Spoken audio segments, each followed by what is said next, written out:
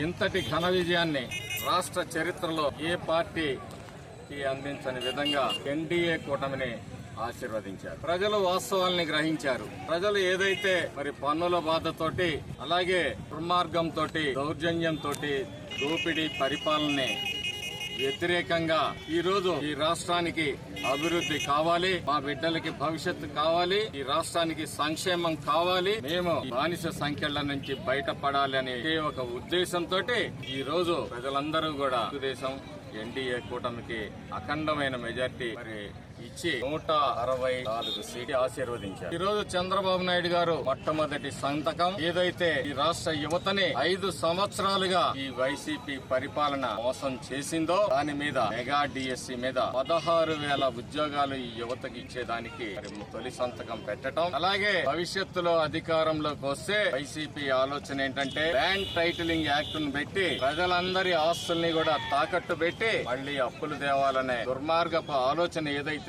చేసిందో land titling act ని రద్దు చేయటం. మూడవది మరి పేదలకి ఒకసారిగా 1,000 రూపాయలు పెన్షన్ ని పెంచుతూ ఎన్నికల ముందు ఏదైతే వాగ్దానం చేశారో పెరిగిన ధరలు మరి ఆర్థిక పరిస్థితుల్ని దృష్టిలో ఉంచుకుని పేదలందరికీ కూడా అవ్వాతాతలందరికీ కూడా మొట్టమొదటి నెల జూలై నెలలో 7,000 రూపాయలు తర్వాత నుంచి 4,000 రూపాయలు ఇవ్వటానికి మరి తెలుగుదేశం పార్టీ మంత్రివర్గం చంద్రబాబు నాయుడు గారి నాయకత్వంలో నిర్ణయించింది.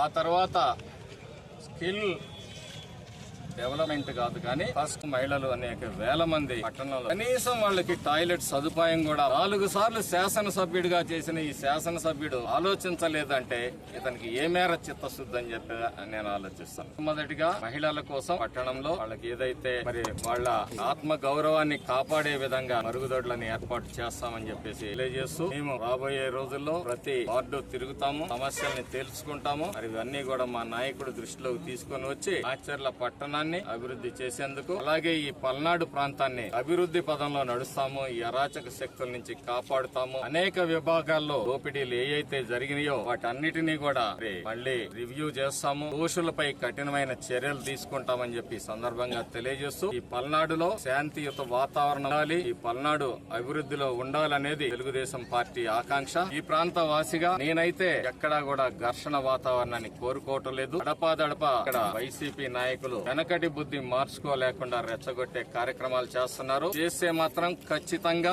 ఫలితం అనుభవిస్తారని చెప్పేసి కూడా ఈ సందర్భంగా హెచ్చరిస్తాం. 6 నెలలు అయితే నేనేంటో చూపిస్తానని చెప్పి ఈ మాజీ మాట్లాడుతా ఉన్నాడు. చేతనైతే 6 నెలలు అవసరం లేదు, ఇప్పుడే నువ్వేదో ఏం చేయగలుగుతావో చూపించు, మేము సిద్ధంగా ఉన్నాము. పిచ్చి కూతలన్నీ మానుకోమని చెప్పేసి శాసనసభ్యుడిని హెచ్చరిస్తాం.